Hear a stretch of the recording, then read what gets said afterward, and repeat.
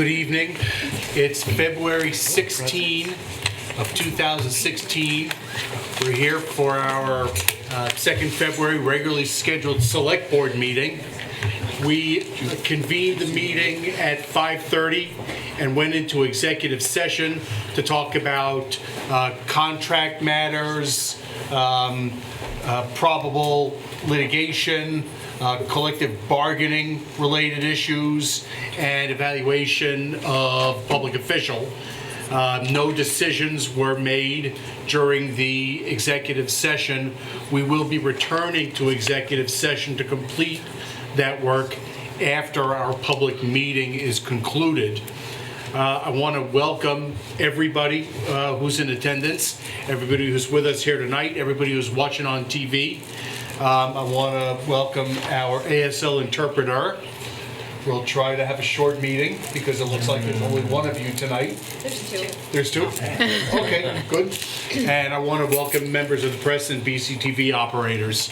The first matter on tonight's agenda is to approve the minutes from February 2nd. Do we have a motion to approve the February 2 minutes? So moved. We have a motion to approve the minutes from February 2, 2016 as presented. Is there any discussion or comments from anybody on the board? From anybody who's in attendance? Hearing none. All those in favor of approving the February 2 minutes as presented, please say aye. Aye. Aye. Anybody opposed or abstaining? That carries 4-0. I will note that one of our select board members is out sick and won't be present tonight. We wish him And he's all good health. he's watching, so He's watching. Hi, Dave. yeah. Hi, Dave. So the next matter on the agenda is chair's remarks. I will note that we have a very, very old storm drain system in the town of Brattleboro.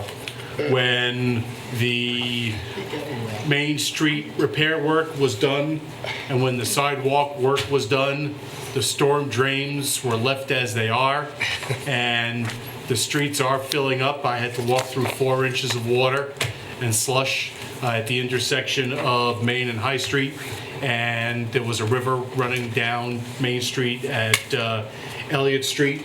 Good thing Garrett's not here. It's right. It's pretty bad conditions out there. I can't represent that we're going to be repairing the flood drains, the storm drains, anytime soon.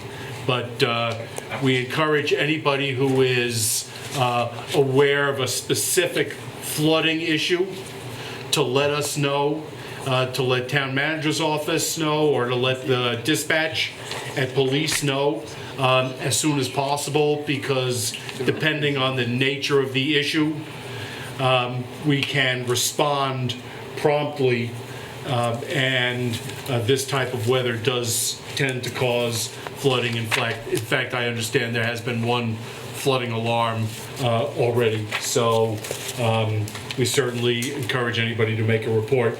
Dispatch number is 257-7950 if anybody's got something to report, and they will report over to Public Works.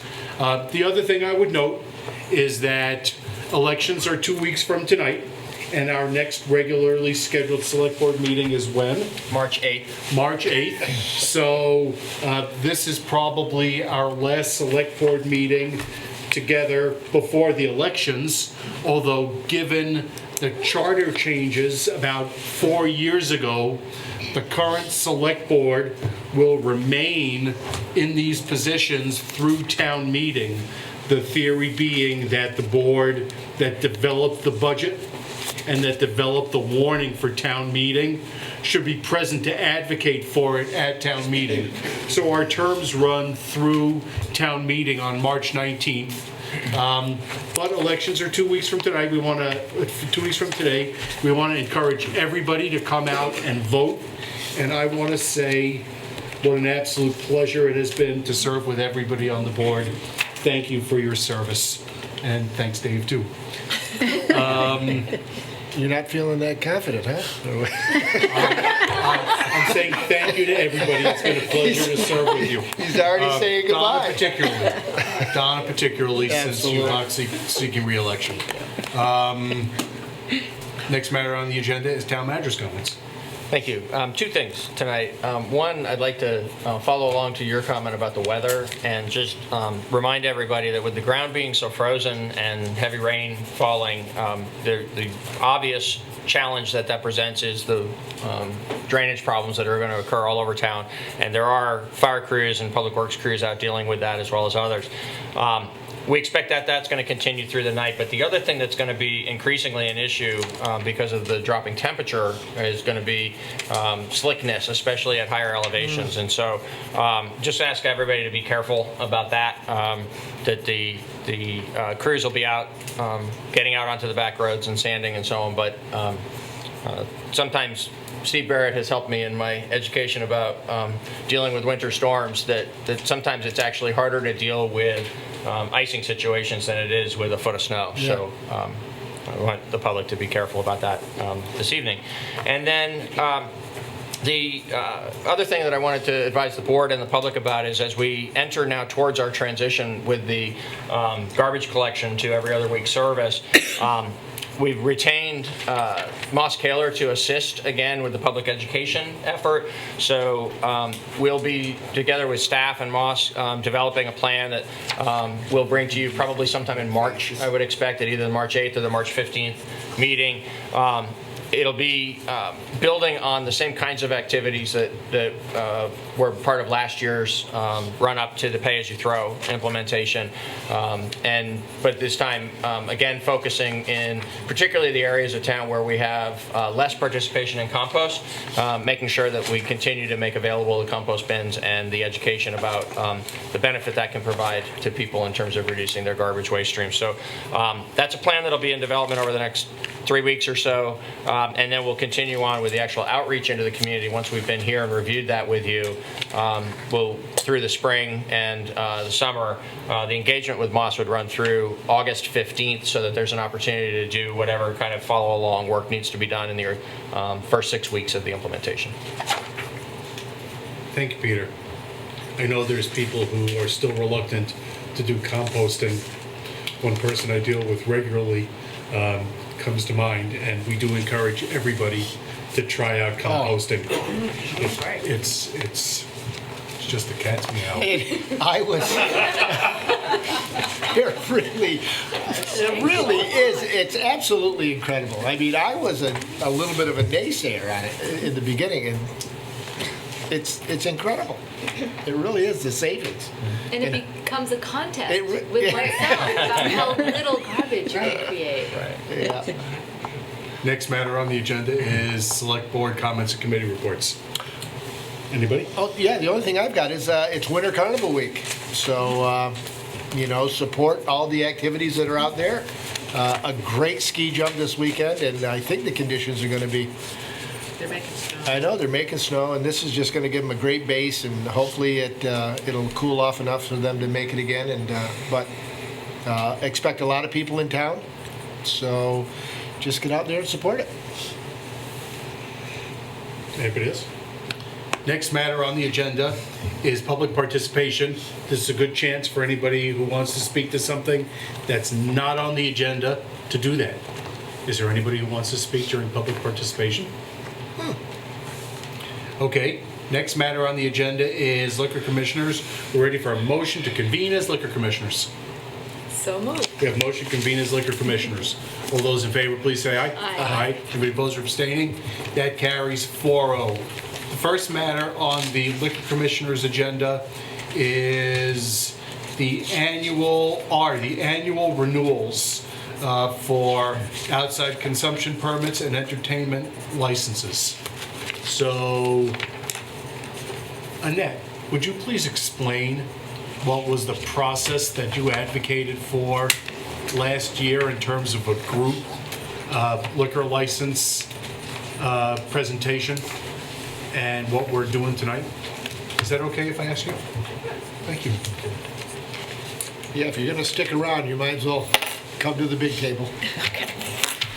So the process that we advocated for last year and that you adopted and that you actually did grant last year was that we present all of this year's liquor licenses at one time.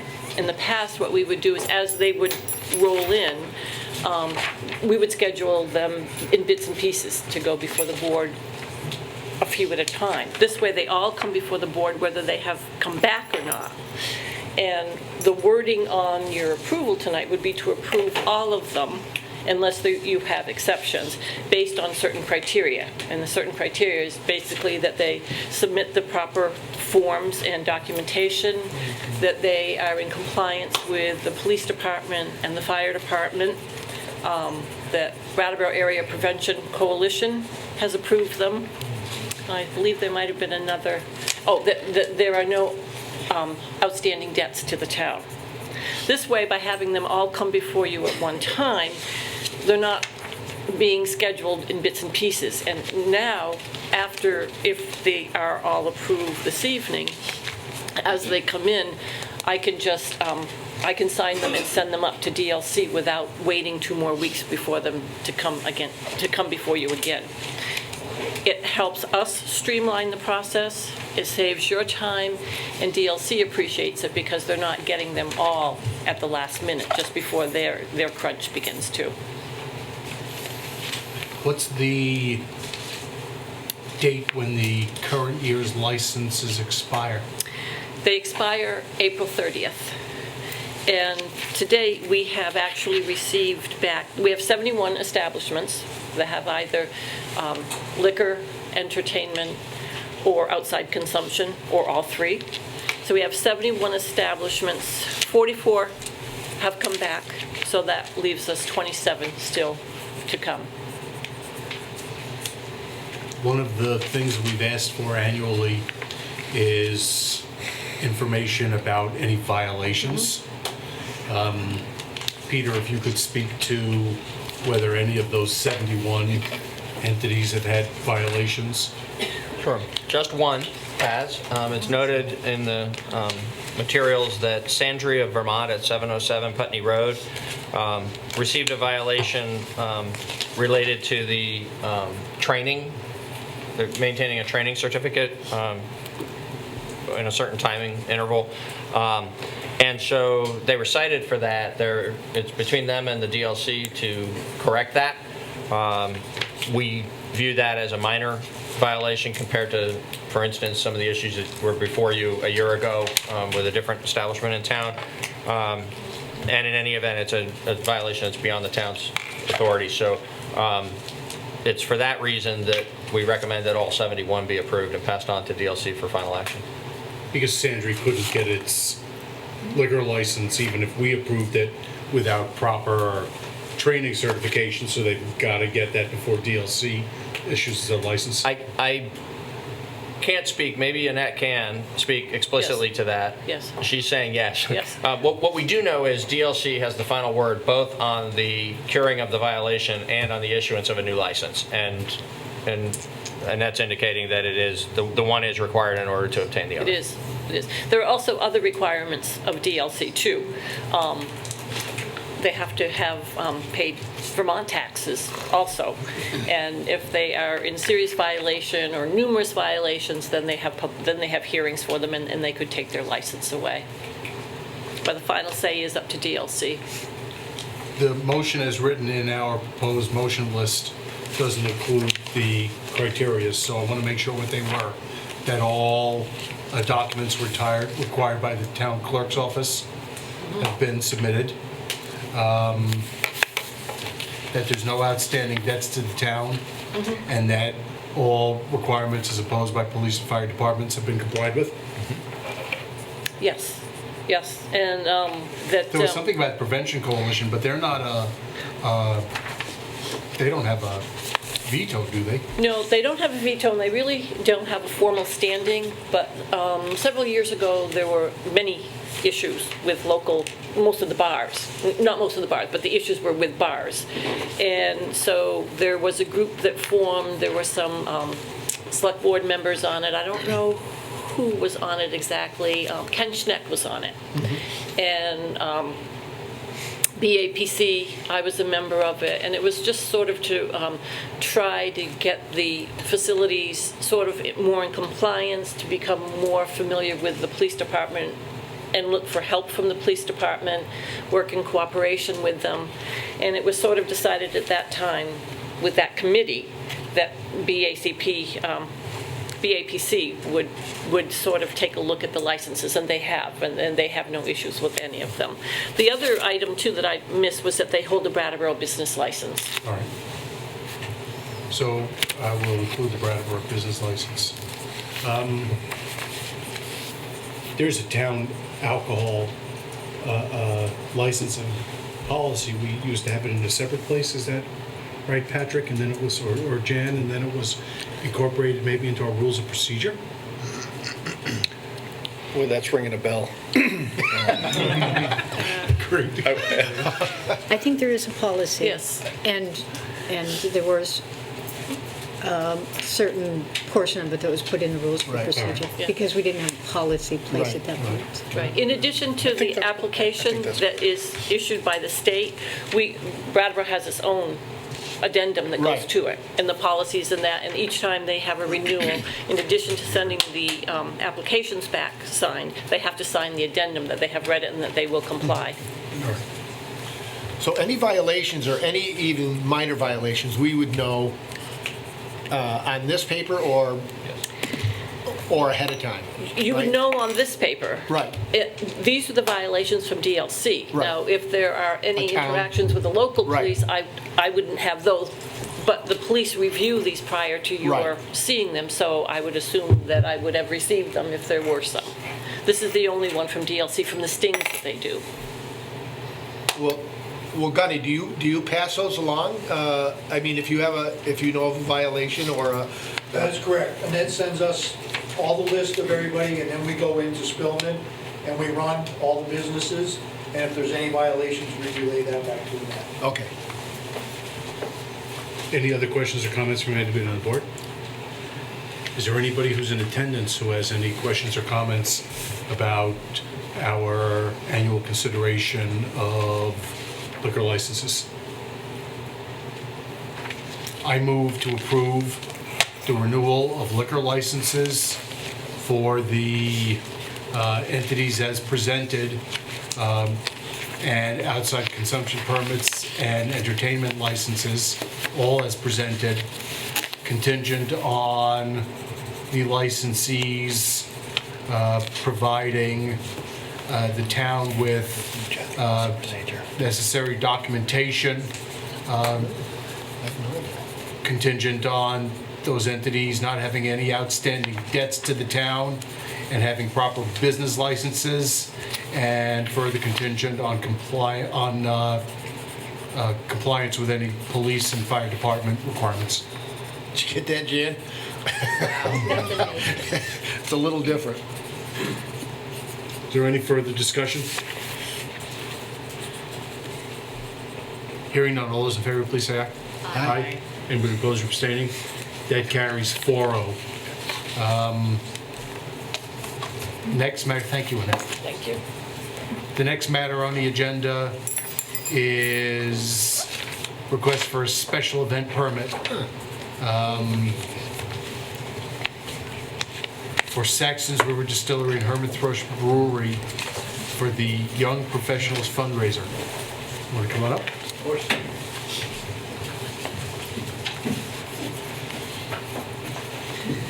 Hi there. Want to tell us your name and tell us about your event? It's a little Sure. bit of free publicity. Yep, my name's Alex Beck, and I'm the coordinator of the Southern Vermont Young Professionals. It is a workforce development program from SEVEDS, of which I'm certain you've heard enough about. But the main goal of our program is to support, retain, and attract young professionals in Windham County.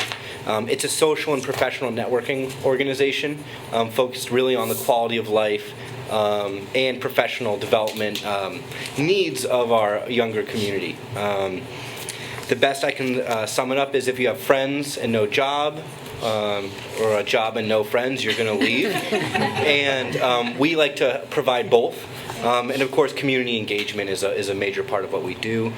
This event is our first fundraiser. It's open to the entire community, and the funds that we're raising will be put towards expanding our programming to include financial literacy services like first-time homebuyer courses, and all sorts of the less fun stuff that we haven't been able to prioritize as much up until now. I also have representatives from both the vendors and the host institution if you have any questions for them as well. Well, where is the event going to be? It's going to be at the Brattleboro Museum and Arts Center on February 27th from 7:30 to 10:30 is, I believe, when the permit will end. And what's going to be offered and what's it going to cost to get in? So it's called the Creative Black Tie Gala. It is the cheapest nonprofit gala you will ever attend. Creative Black Tie is really the most fancy you want to be and feel comfortable being. There will be live music from a Marlborough College student who has been performing around a lot. And so that's really exciting. We'll have food catered by The Porch, which is also a local institution, who have a ton of young people working behind their counter as well. And of course, local beverages, which is why I'm here today.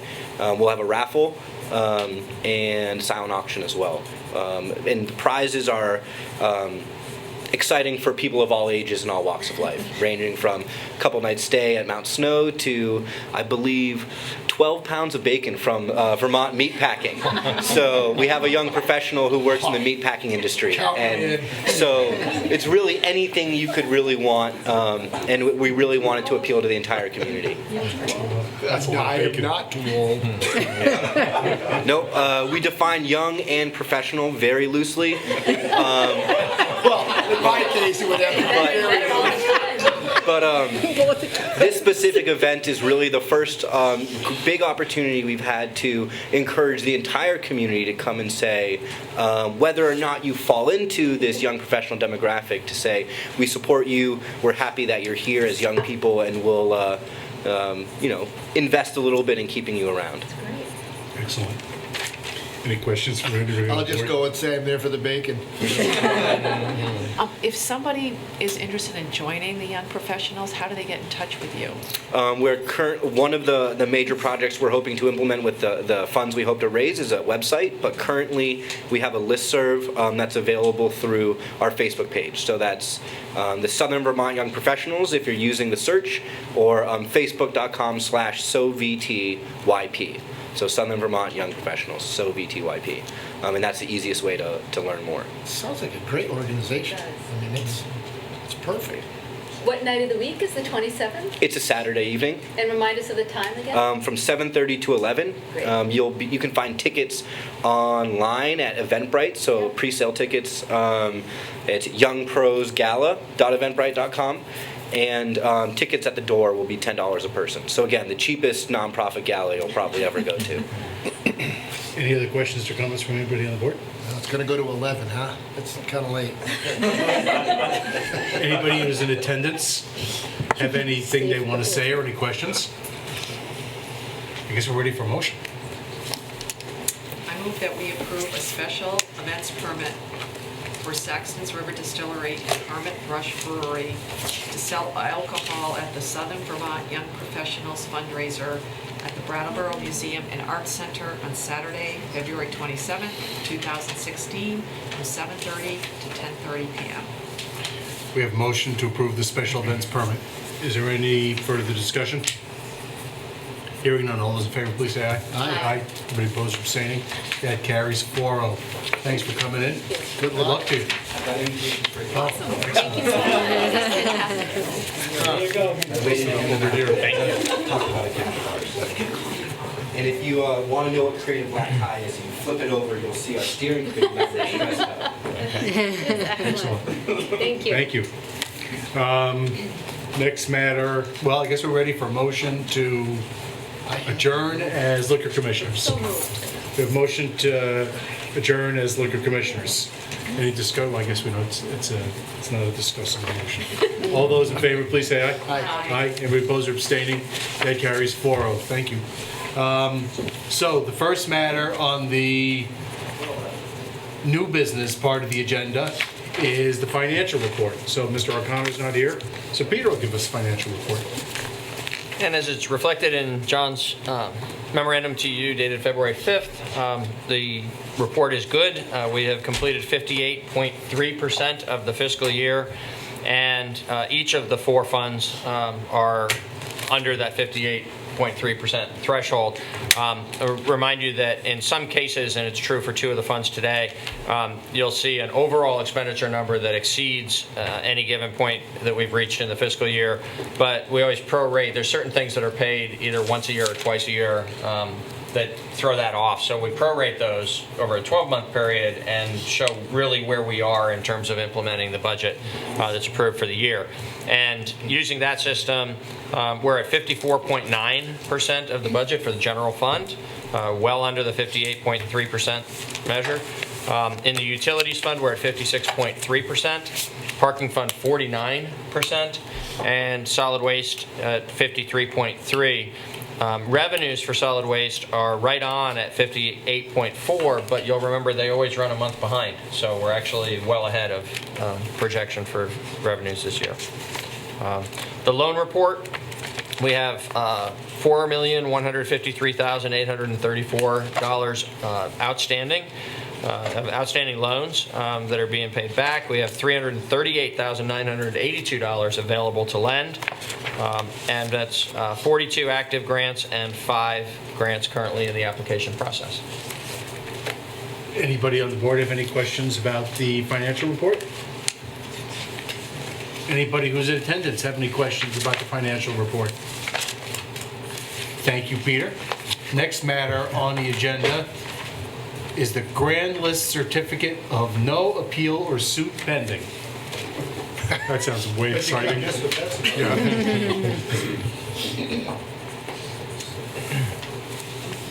Well, each year at this time, the state... Hi, Russell, how are you? I'm very well, how are you? All right. The state would like the town to certify that there are no outstanding appeals or lawsuits against the grand list that came into effect on April 1st of 2015 in this case. So that's why you have one to sign. I signed it.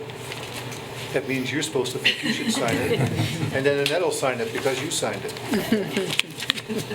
And there's no appeals or lawsuits pending? No, they're not.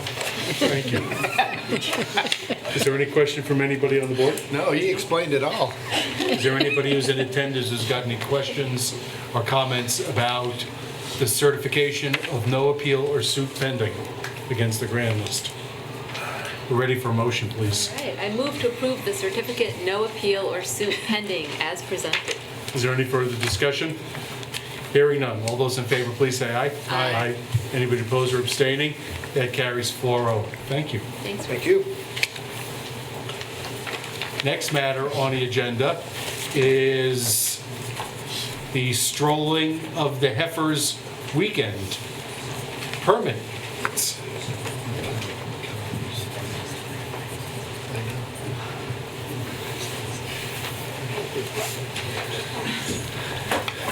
Hi, if you'd like to Good introduce evening. yourselves. Yes, I'm Rick Chapin, grade master. Orly Munzing, Executive Director, Strolling of the Heifers. Do you want to have a little bit of free advertising and talk about this year's Strolling of the Heifers? Well, I'm sure the viewers all know the Strolling. This is our 15th year, and it takes a community to create such an event. We have over 300 volunteers, and we couldn't do it without the community and your support. Thank you. So Peter, maybe you could just walk us through a little bit what permits are necessary and what work the town will be doing during the course of the Strolling weekend. Sure. There are permits required for each of the 3 days of the weekend events. On Friday night for the street festival, there's a street or sidewalk blocking permit that is required. And then parade or open air permits both for Saturday and Sunday. Saturday for the actual stroll and the activities that go on up on the common, and then Sunday's tour to heifer activities that are in Brattleboro and outside of Brattleboro. And so we're recommending your approval of all 3. permits this evening, based on both the complete application that was submitted and the information in the paperwork that's before you, as well as from the interaction that we've had between the Strolling of the Heifers team and the town staff related to the expectations of what services the town will provide in support of the event on Friday night and on Saturday. Sunday doesn't require that concentrated, coordinated effort between the two parties. Is it fair to say that over the course of the last couple or 3 years, we've been able to transition a little bit from services that were being provided by the town to services that were being provided by volunteers? So Orly or other town staff could speak more particularly to how that has evolved from what we've done to what we're doing. I can say that certainly from last year's work to the preparations that we're making for this year's work, we are fine-tuning what is the role that the town plays, making sure that we don't over-assign staff to this and cause the Strolling of the Heifers organization to incur unnecessary expenses, but balancing that against the need to provide sufficient police presence and support from the fire department and the public works department to make sure that it's a successful event. It's a lot of folks coming together. We want it to be a successful event like it always has. The town plays a relatively small but important supporting role in that. We're very pleased with the level of communication and coordination that we've had already this year, several months ahead of time as we look ahead to June. Anybody on the board have any questions? Anybody who's in attendance have any questions or comments? Actually, I just have, Orly, and it just came to me. Is there a point where you think it might outgrow the town? I hope not. Oh, no, I know, but it's because it's grown every year, right? So What I'd like also the viewers to understand is that the Parade and Festival is our fundraiser. And that supports all the good work we do year-round, such as running the River Garden. We have it filled with activities every single day. There's activity that brings people downtown. People also use it for other purposes. At the River Garden right now, with the help of USDA, we created a downstairs that will house Wyndham Grows to help accelerate new businesses in the farm food industry, and we are launching it actually, I'm happy to say, March 1st. We're bringing technology people and farm food people together to smoke out new ideas. A couple of weeks later, we're bringing the green building folks and the farmers to talk about new ideas and new businesses. We have a farm to plate program where we provide new skills for people with limited means and veterans. I'm happy to report to you that last year we started with 14. 2 immediately had to drop out because we asked them to. And 11 graduated, and I'm happy to tell you that the 11, as of last week, since September, are fully employed off welfare. We're running it again this year, and this year we have the full cooperation of the Department of Labor. We don't have to pay the wages. They're going to pay the wages. We're just providing the program, which is very exciting that we're working so collaboratively with them. So there's a lot of other things that folks don't know that we do. I mean, I could keep going on. And what supports most of that is the Parade and Festival. Oh, yeah. So it's a very, very important means for us to keep that good work throughout the year. So the Parade and Festival is a lot of fun, but it's really the jewel of what we do. It's a lot of work, but it's a small piece of all the other things that we do all year round. Any other questions or comments from anybody on the board? Anybody who's in attendance? We could probably do one motion for all 3 permits. to approve the following permits. Street sidewalk blocking permit for Street Festival on Friday, June 3rd. Parade open air permit for Strolling of the Heifers Parade on Saturday, June 4th. And parade open air permit for Tour de Heifer on Sunday, June 5th. We have a motion to approve the permits for the strolling of the Heifers. Any further discussion? Hearing none. All those in favor, please say aye. Aye. Any opposed or abstaining? That carries 4-0. Thank you so much for coming. Thank you so much, and thanks for your support. Next matter on the agenda is the emergency management timeline for the Vermont Yankee decommissioning. This is all you.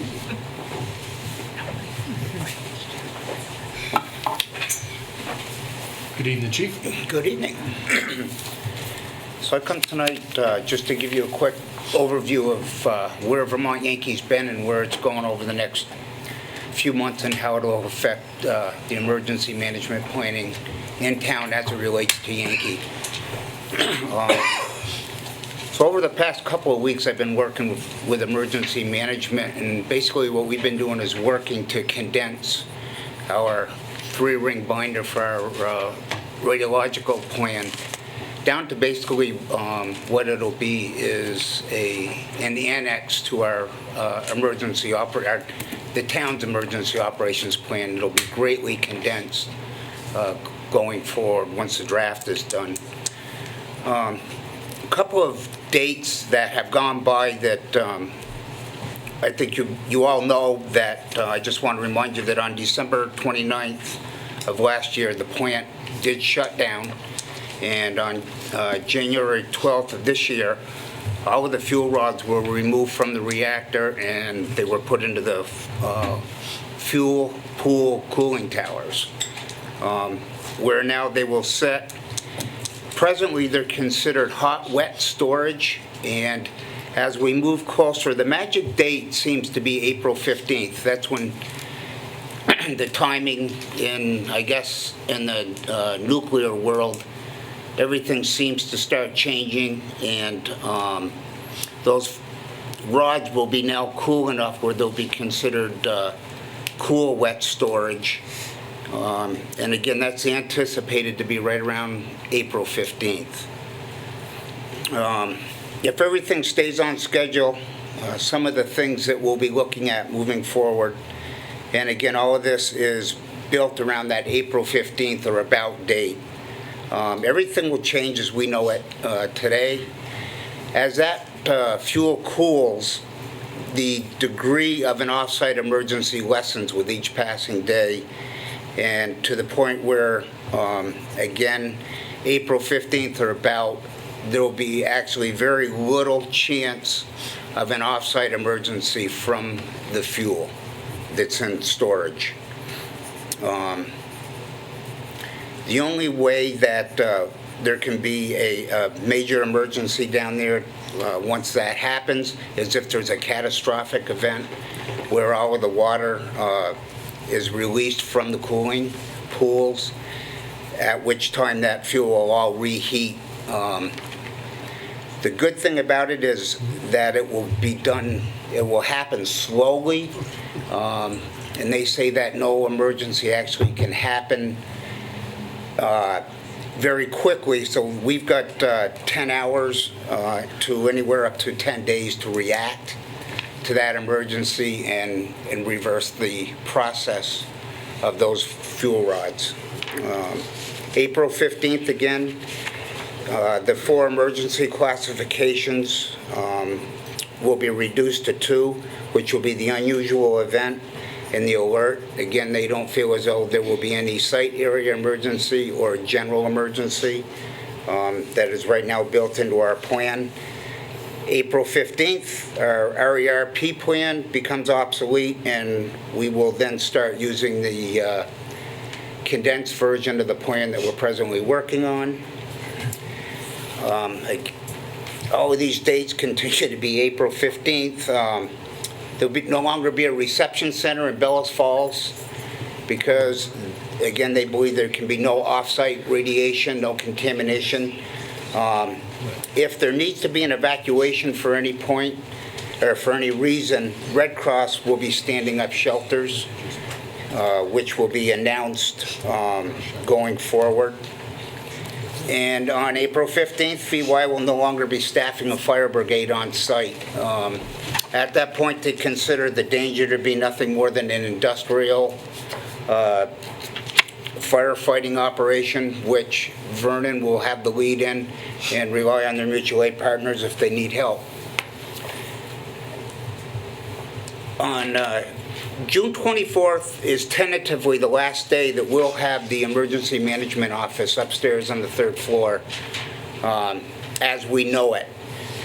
The personnel up there will be transferred to other offices, though they will transfer in tentatively again an all hazards planner, which will be available for the town to help us with local emergency operations plans.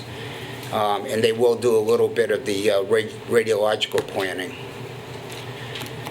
And then basically the one last thing that I have is that currently there are 13 dry cast storage containers that are located on the grounds of Vermont Yankee. They're on what's called the dry cast pad. All of these containers are full. So any of that fuel that's presently in the cooling pools, once it can be removed, there's actually at this point no place to put it. They are going through the permit process to install a second pad, and with intentions of putting some more dry cast storage down there for the future. And like everything, the progression that I just outlined and the dates are subject to change depending on what happens down there. And I'll work very closely with VEM going forward to make sure that we're on top of stuff. And with that, I'm glad to try to answer any questions you've got. Okay. I know too much information to be dangerous, so I'm just going to say a couple things. And I actually really appreciate this. I just want to, and the chief, you're telling it like it is. Like they were told. This is Entergy's take on what's happening, which is exactly what you should be telling us, because this is what they say. There are some issues going on between the state and Entergy right now that won't change this significantly, but could change it a little bit. So I just want people to understand that what is here is what Entergy says is going to happen. And again, it may not change, but the state and Entergy are going through some things that, there's the issue of whether what the chief is talking about should end in April of 2016. They're not going to move the fuel from the pool into the dry cast. That won't be done until 2020. Right. So there's the issue of some people are saying they need to maintain more of an emergency management presence when they start moving this fuel, which they're going to do in 2017, moving the fuel that's in the pool into the dry casks. So that's some of the thing that's going on with the state right now, that we shouldn't be cutting it off on April 15th, 2016, and that some of this should be maintained through April, or not April, but through whenever they move it over in the end of 2000 or 2020. They'll start moving it in 2017, and then they should be done in 2020. So just put that in perspective for people that are listening, that again, it's not going to change significantly, I don't think, but there are things that may be different because there are negotiations going on between the state and Entergy on some of this stuff. The stuff that's happening at the plant may change, I guess, is the best way to put it, or security and staffing and stuff, though what I'm getting from Vermont Yankee, this stuff shouldn't significantly change because the cooling and all of that will continue to take place. Yeah, well, there's a big scientific, and again, I know way too much to be dangerous. There's really a debate between people at Entergy and either it's state officials in emergency management or the health department or the Agency of Natural Resources who say that the danger of something happening is more than Entergy says it is. And I think that's sort of the debate, and Entergy says, and they have some data to back up what they're saying, that there's less of a risk of something happening there because the fuel is now in the pool and not in the reactor. But there's some people that say it's still there and it's not in the casks yet. And what happens when you're moving that stuff from here to there? Something could happen. So that's sort of what the debate is going on right now. But And I just like you, I know just enough to get myself into trouble. That's why I'm going to sit here and be quiet. And part of it is it's the Nuclear Regulatory Commission allows Entergy to do what they're doing now. So it's sort of the state is having to say, no, but we don't think that's what you should be doing. So, oh, go ahead, Debbie. And it just, thank you for sharing that, Kate. This is an issue about which I feel a lot of concern, and I know that you know way more than I do, having sat in around some tables where these issues are being discussed. But it's also a place where I appreciate the state of Vermont taking what feels to me like a protective stance about what happens and having the best interests of the Vermont communities at heart, whereas to not be unduly suspicious of Entergy, but also to realize that what happens locally has a far greater impact on Vermont residents than it does on the people who are making the decisions, at a distance. So I think it's important that we, sort of have more information than, rather than less. And if there's a way that you can give even basic information about how people who are here tonight or people who are listening can sort of stay up to date on what the state is asking of Entergy, that would be a helpful resource. I can tell websites right now. Great. Do you want me to tell you that? Yeah. The state actually, when Entergy announced that it was closing, the state formed a panel. It's called the Nuclear Decommissioning Citizens Advisory Panel. And it's made up of state officials. 2 people from Entergy are on it. I'm on it, not as a select board person, but as a citizen. Who's the chair? Somebody. So there are 19 people, and what we do is pretty much now every month for the last year and a half we've been meeting, and we have public meetings here in Brattleboro. The next one is Thursday, February 25th, 6 to 9 p.m. at BUHS Multipurpose Room. And the purpose of that panel is to bring things like this to light. We have experts come in, we debate issues, the people from Entergy give a report, the state of Vermont gives a report on what's going on. And you can find out more about that. We have actually a page on the Vermont Public Service Department's website. So anyone can go to the state of Vermont, go to the Public Service Department website, and you'll see it's the Nuclear Decommissioning Citizens Advisory Panel has a page. Because we're formed by state law, so we are an official thing. Entergy also has a website that they are really good about putting any kinds of information, any kind of public document, whether it's a state, federal, or the panel-related thing, and that's bydecommissioning.com. So you can go to there and see all that's happening, and it's really a good resource. And so there's a lot of activity going on about this. So should we be concerned about these dates? I mean, or? No, I mean, these are what it is right now. Well, I know, but, if the state of Vermont has some concerns over it, I mean, I know there's no action for us to take tonight, right? So. I think that if these dates change, it'll only be for the good. Does that make sense, Keith? Yeah. They'll extend the state. Oh, no, that's what I'm saying. Argue yes. the position Right. and extend some of this out for more state planning and help on Right. local levels. And I don't know if we want to go this far, but what we could do, and again, I don't want to start a big thing over this, but there are people that are weighing in, whether it's by letter or whatever, and saying, watch out, we want more funding, or we want this or that, whether or not that, it's just one more thing that can be done to helping the state when they negotiate this stuff. It doesn't. So. Well, this kind of is a big thing. I mean, It is. It certainly isn't something just to take somebody's word for it and say, oh yeah, okay, it's going to be safe. April 15th, everything is going to be good. Right. So Yeah. and I don't. Yeah, and what's great about it is, as Donna said, the state has taken a big interest of it, Right. and that our congressional delegation has taken huge interest in this on a federal level.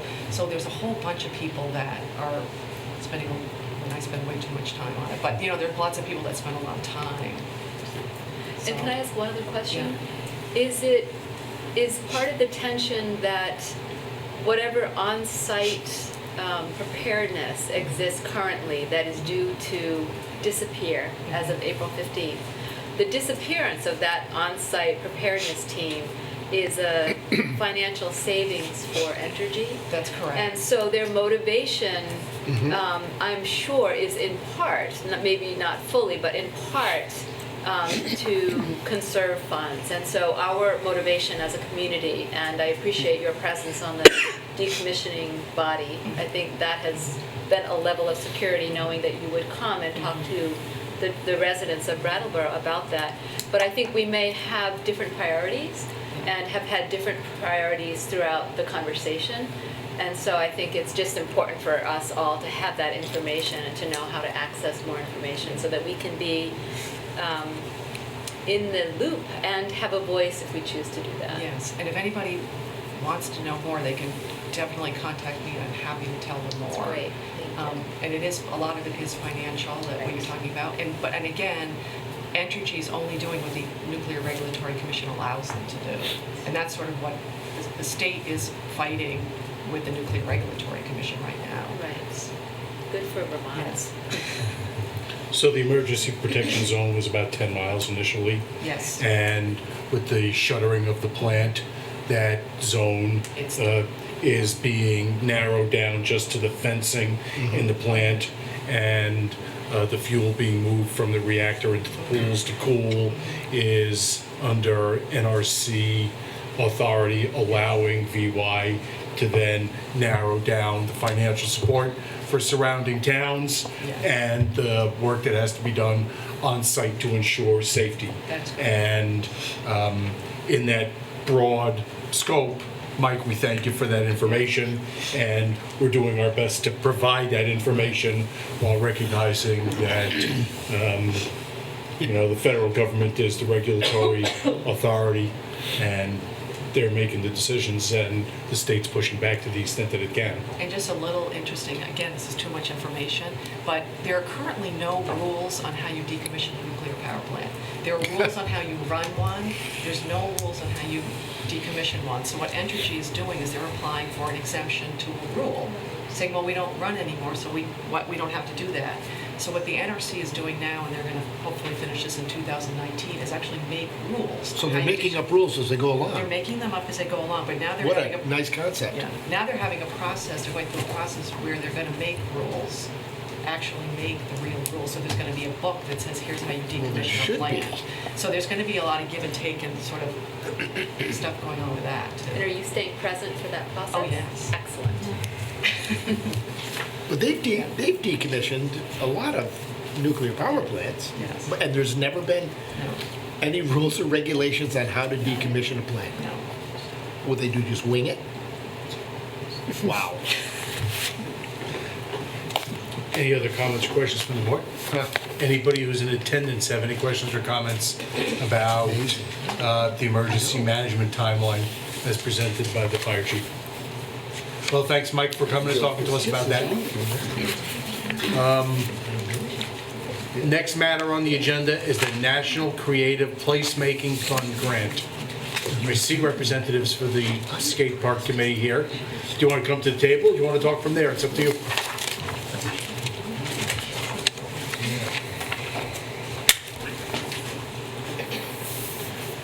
Elizabeth and Jeff, how are you? Good, and Good, yourself? good evening. Good, thank you, good to see you. You want to tell us about the current status of your fundraising efforts, maybe? And Sure. then what this application is for? So I'll update you on where we are with cash and pledges. We have essentially $28,000 of cash and $49,000 in pledges and grants, which gets us around $77,000. You've heard about the reduction of the park to get under a 5,000 square foot site because we want to make sure that we can do it considering Act 250 or stormwater. With that, we're thinking the overall park would probably be about 4,200 square feet because we also have to be considerate to also parking. Just to give you a sense of how much feet that is, this room is just around 1,080 square feet. So it's about 4 times the size of this room here, which is still respectable. About a month and a half ago, I wanted to get more information on the square footage cost because last time I checked, which was about 5 years ago, we were around $30 to $35 a square foot. I reached out to about 7 design build firms. 2 of them responded, and then I also got information from Turners Falls, Mass. The 2 that responded, essentially, the square footage cost is going to be around $45 a square foot. So at our 4,200 square feet, we're around $198,000, $194,000. Turners Falls is around $70 a square foot. It all comes down to materials used, features, accessories.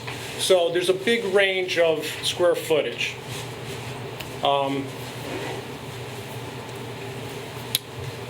Yeah, that's about the update. If you have any questions about that.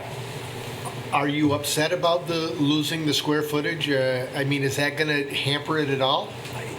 It's all coming back to, again, the size of this room, 4 times the size of this. The basketball court at the Crow lot. We had, I think if you design it correctly, that was around, I think, 4,300 square feet. It's smaller than a high school one. A high school basketball court is around 5,000. Yeah. If you design it correctly, I think it'll be fine. I think it's the right size park for the right size community. So I think it's still going to be, there's a lot of room to play here. Okay. Yeah. Because after all this, you just don't want to go into it with, not getting the best that we can get. Yeah. It because also comes down to how much can you raise. Right. So it's this level. Again, Turner Falls, they're around 7,000 square feet for that size community. I don't know what the population is. Yeah, I had no idea. So, it gives you. Well, does the committee feel good about it? I mean, Yes. They do.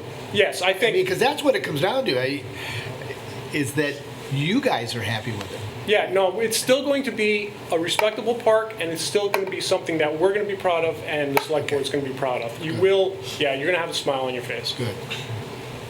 So it's a big grant application, $230,000. So talk with us about what is the Art Place America? Yeah, so the, the Art Place Please. America is a grant that Melissa found. It's also the same entity that gave $370,000 to the next stage in Putney. Oh, yeah. And so it's a community development grant that requires the applicant to prove that the project will improve the community for a particular purpose. In this case, it's the youth of Brattleboro and the vicinity, and that it uses art and the art community to facilitate this arts placemaking. And so we contacted Linda Wheelahan, who's an arts educator, and she came up with a wonderful plan to reuse skateboard wheels as an art element, and to use the community as a whole and youth in particular to make this art element. And so we are asking you tonight to go forward to allow us to petition for this grant and put together the application for this grant. And I think it's a good thing to do, and I think it'll make it a better skate park because it will involve the children and involve the community and incorporate art into the project. Well, that's a great idea. I know it is. It seems like a little bit of a reach, though. But it's great, though. I think it's wonderful. I think you'd be pleasantly surprised at the ability of incorporating art into this project. Yeah, I mean, and also with the decks, there's a lot you can do with the. I've seen some incredible things with. I guess in their promotional video about this grant, they mentioned a skate park. Right. Oh, really? Yes. So it's not as much of a stretch as you may think. Right. Exciting. Yeah. Yeah. I think it's fantastic. I mean, that'll help a lot. Yeah. Any other questions or comments from anybody on the board? Anybody who's in attendance have any questions or comments? We're ready for a motion. No, Donna's going to. I'll move it. She's To got her approve the glasses on. application for a $230,000 National Creative Placemaking Fund grant from Art Place America to help fund the design and construction of the skate park. Is there any further discussion? I just need a new sticker for because we have new books and they took my skateboard. Get it. Okay, $20 donation. all right. It's already in. All those in favor, please say aye. Aye. Anybody opposed or abstaining? That carries 4-0. Good luck. Thank That you. would be great news if that came through. Excellent, thanks for coming. I may take up skateboarding. The next matter on the agenda is proposed amendment to Chapter 3 of the Brattleboro Code of Ordinances relating to animals and fowl. That sounds familiar. Can't we just say animals instead of throwing the fowl in there? I think the newspaper said you can say it without laughing. So I know. I'm trying to say it without laughing. You're not. It's not working. All right, so the first matter for tonight's ordinance amendment item on the agenda is the second reading of the proposed amendments to the animals and fowl ordinance. So Mark, if you could please just walk through generally and explain the nature of the changes to the ordinance that are being considered. I can. So the changes related to the ordinance can be broken down into several sort of generalized categories. Excuse me, several of the definitions were changed or added. Domestic pet was added as a definition so that the town would be able to regulate rabies in more animals than just dogs and wolf hybrids. The definition of an owner was changed to include domestic pets and also to so that we could regulate domestic pets, but also to reflect the state statute. And then dangerous dog or wolf hybrid was added as a definition because, as I'll discuss in a moment, Section 320 regulates how dangerous dogs and wolf hybrids are handled by the police department and the town. Specifically, those changes to Section 320. Currently, 320, as you'll note in the current ordinance, is vague and it's not really specific enough to inform residents and owners about what behavior is expected from them as owners of the dog. It also doesn't really accurately describe or sufficiently describe what the consequences are for not complying with the ordinance. So Section 320 was rewritten to explicitly spell out what the expectations of citizens are regarding dogs, and then also what the potential consequences are for violating the town ordinance. And if you read it, you'll see there are several sections of the ordinance where appeals processes are put in for owners to guarantee their rights as owners before anything happens related to their dog or wolf hybrid. There were some changes made to the language just to clarify and make changes. Section 322 was deleted regarding animal control services simply because the town does not provide that service anymore. Section 342, a section was added to sort of codify an existing quarantine option that owners have if they have a dog or a pet that bites another person or another animal.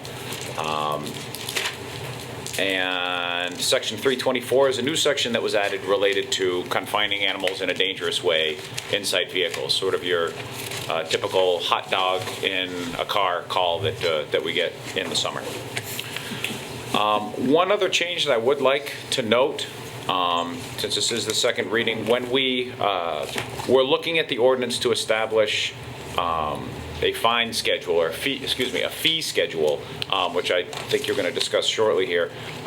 We located another part of the ordinance that no longer applies. The adoption of cats and dogs and wolf hybrids. If you look at that section, it's currently Section 323. Under the rewrite, it's Section 322.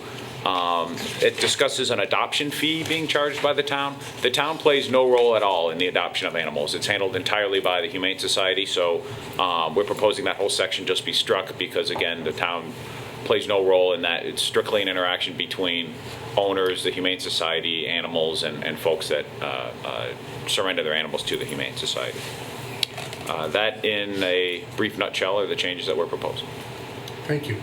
Anybody on the board have any questions or comments about the proposed amendments to Chapter 3 Animals and Fowl in the Brattleboro Code of Ordinance?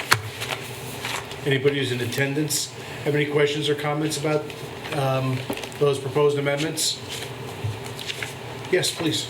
You have to say your name, please, and... Do we want to open the public hearing? Hold on a second. We're going to have a public hearing, but you can also speak now. I'm not going to complain about anything. I'm Yeah. just curious about if the dog, you see a dog that you're feared of, is that going to go against us if somebody fears my German Shepherd, but my German Shepherd's tame and would never hurt anybody? Is that going to go against me, or can you take it and quarantine it and take it away from me because somebody else feared it or got a scratch on their arm, a little scratch, not a bite? The way that the proposed ordinance is written, it would depend on the circumstances that led that person to fear the dog. Because one time in the past, my dog got out and ran around the mailman, and the mailman did not say he got bit, but they came and tried to take my dog away, this was years ago, and then the mailman finally admitted that he did get bit. So that was kind of a scary thing for me, for them to take my dog away, knowing my dog would not bite anybody. Is that going to, be better off now that, if I can play my way when someone comes out to take my dog away? Or there's been someone saying that my dog did something and the animal control comes out and says, we have to take your dog now because of this? Because they tried to do that to me back then. It's been about 5 years now. But you know what I'll do is, if I could, one of the things that's the purpose of the public reading, the second reading, is that we make the ordinance available so people can hear what it's about. And so what I'm going to do is, I'm going to read to you the section that defines what's a dangerous dog or wolf hybrid, and then we'll talk a little bit just about what are the procedures that'll be in place that weren't there before. So what's proposed is that a dangerous dog or wolf hybrid be defined to mean a dog or wolf hybrid that is attacked, bitten, scratched, or otherwise injured another domestic pet, domestic animal, or a person, or acted in an aggressive manner that would cause reasonable fear of injury when not on the owner's property. A non-exclusive list of behavior that can be considered aggressive includes lunging, jumping or rearing up, biting, attempting to bite, scratching, attempting to scratch, and chasing. Then there's procedures that would be in place for how an animal gets classified as dangerous and a way to appeal that designation after you get notice. So the chief of police can make a declaration that an animal is dangerous, and that declaration would take effect 5 business days later. And owners notified of the declaration can appeal to the town manager and to the select board. So we didn't used to have a procedure, and now there'll be a procedure in place. I just have one more question. I go out and I look for dogs that are lost or missing, and I came across one dog that I went up to, but I wasn't close enough, and I went to reach, help it up, and it bit me. And that was my fault. I don't want that to happen to anybody else's dog who gets scared and bites. Is that anything that we can consider too? Maybe, Mark, you can speak to that. I mean, this ordinance would give the police certain clear authority to deal with animals in a way that wasn't specified before. That's correct. So, as Mr. Gartenstein just stated, and in my brief description that I gave, the ordinance as it currently stands is pretty vague. It just says that people have to keep their dog, if their dog is dangerous, they have to keep it enclosed in some sort of a cage. The situation that you just described is somewhat unique. If a dog is loose and is out running around, that violates the ordinance already in its current state, and there are owner consequences for that related to fines and whatnot. And then if the dog bit someone, that's when the description that Mr. Gartenstein, the process that Mr. Gartenstein just described would take effect. As far as assigning fault or value to who caused, if you will, a dog to do that, that is not explicitly addressed in the ordinance other than the reference to an owner's property. So I won't say all, but much of what Mr. Gartenstein just described does not apply if the dog is on its owner's physical property. So that may address that concern in one way or another. Sure. Thank you. Great, thanks for coming. But I think some of the new rewrites, do tend to, favor the owner and give them some recourse.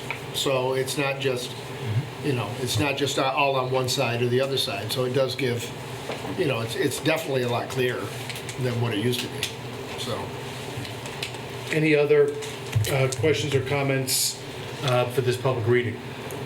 All right, so now we're going to open the public hearing on the proposal to amend Chapter 3 of the Brattleboro Code of Ordinances relating to animals and fowl. Besides the comments that we've had explaining the changes and the concerns that were expressed about how individual animals and owners are impacted by our ordinances. Anybody else have anything that they want to add about these proposed amendments to Chapter 3 of the Brattleboro Code of Ordinances? All right then, so we'll close the public hearing. I think that there's 2 orders of business now. I guess we're waiting for motion right now on approving the amendments to Chapter 3. I move that we approve the amendments to Chapter 3, Animals and Fowl, as presented. Is there any further discussion about the motion to approve the amendments to Chapter 3 of the Brattleboro Code of Ordinances? Hearing none. All those in favor, please say aye. Aye. Aye. Any opposed or abstaining? Another member of the board having stepped out. That carries 3-0, which is a majority.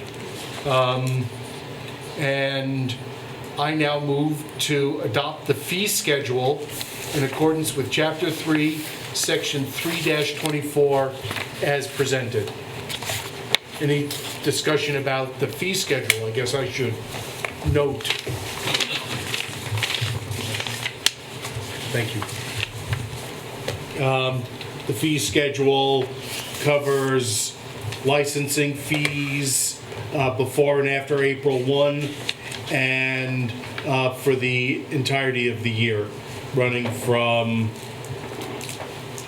$7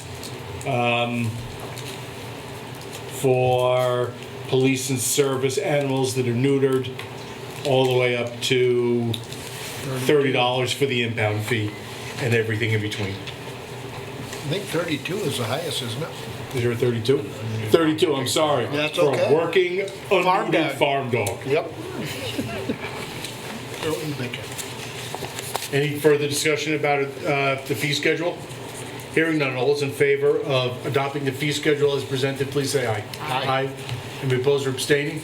That carries 4-0. Thanks for all your work on the amendments to the animals and fowl ordinance to make things much more orderly. Is there any other business to come in front of the public meeting? All right, then I want to thank everybody who's been watching us on TV and everybody who attended the meeting. I want to thank members of the press and BCTV operators and our ASL interpreters. And I'm going to say good night. We're going to go back into executive session after we vote on the motion to do so. And after executive session, we will rise, and the only piece of business that will be conducted will be our motion to adjourn, and there won't be any other decisions or announcements after the executive session. So I move to enter executive session to discuss personnel matters, evaluation of a public official, and labor relations agreements with employees where general premature public knowledge would clearly place the municipality at a substantial disadvantage, and people involved and the board at a substantial disadvantage. And I'll invite the town manager into most of that executive session. All those in favor, please say aye. Aye. Aye. Anybody opposed or abstaining? That carries 4-0. Good night. Thanks for watching.